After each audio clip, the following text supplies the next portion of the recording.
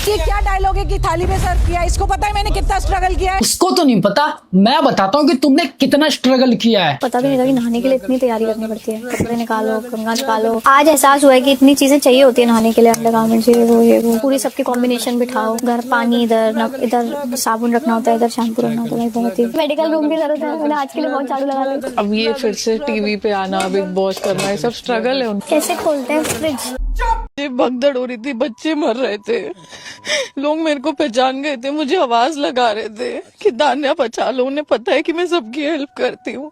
मैंने आश्रम वालों से रिक्वेस्ट की कि उन लोग को अंदर ले लो, उन्होंने मना कर दिया कि आश्रम नहीं खोलेंगे। हाँ तानिया मित्तल, पूरे महाकुंभ में एक सिर्फ तुम ही थी बचाने के लिए, क्योंकि योगी जी की सिक्योरिटी तो सिर्फ स्नान करके अपने पाप धोने आई थी। जहाँ रहते हो आप फुल लाइक कितने बेडरूम्स तो अनगिनत है, पर अगर अंबानी से भी पूछ लिया ना तो वो भी बता देगा कि उसके घर में कितने बेडरूम हैं। पहली बार इतनी छोटी जगहों पे रह रही हूँ ना। उतना बड़ा ये पूरा घर है, उतना बड़ा लॉन है हमारा। यहाँ तो बिग बॉस का घर भी इससे घर से छोटा पड़ गया।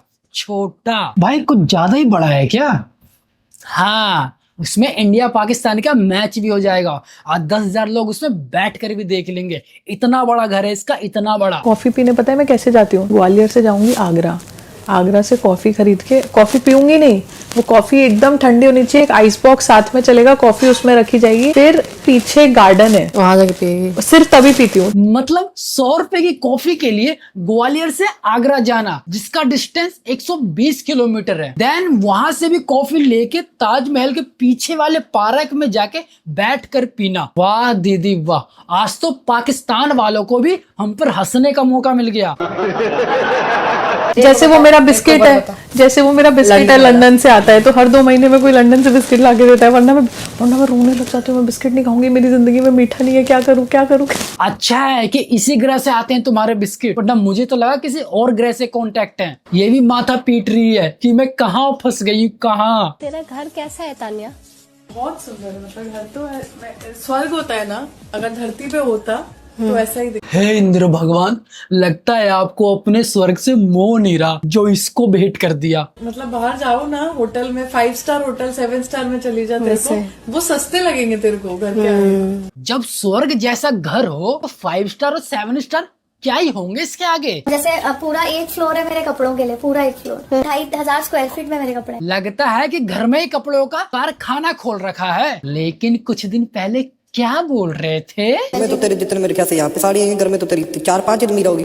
अलमीरा 5,000 स्क्वायर फीट में कपड़े में, 5,000 स्क्वायर फीट में कपड़े में। लगता है तानिया मित्तल जी ने कभी कभी गजनी बन जाती है और वो भूल जाती हैं कि वो बिग बॉस के घर में बिग बॉस की, और वहाँ तो सांस लेने तक की आवाज रिकॉर्ड की जाती है।